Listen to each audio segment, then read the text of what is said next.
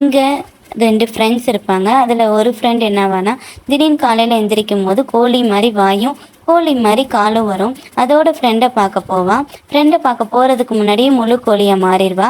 ஆனா அவளுக்கு தெரியும், ஃப்ரெண்டு தான் இப்படி முழு கோழியா மாறியிருப்பாங்கன்னு. இந்த ஃப்ரெண்டுக்கு வயசாயிடும். பேரன் கூட இருப்பான். பேரனோட சூப்பர் மார்க்கெட் போம்போது, பேரனுக்கு முன்னாடி ஒரு விட்ச் வந்து, "நீ இந்த மிட்டாய சாப்பிடு. சாப்பிடாட்டி இந்த பாம்பு உன்ன கொத்திடும்னோனே" அதுக்குள்ள அந்த பாட்டி வந்துருவாங்க. பாட்டிட்ட நடந்தது எல்லாமே சொல்லுவா. அந்த பாட்டி பழங்காலத்த நெனச்சு பாப்பாங்க. இத சாப்பிட்டு தான் அவங்க ஃப்ரெண்டும் கோழியா மாறியிருப்பா.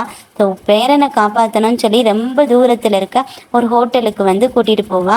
பட் அந்த ஹோட்டலுக்கு அவங்க போறதுக்கு முன்னாடி ஒரு விட்சஸ் கூட்டமே அந்த ஹோட்டலுக்கு வந்துரும்.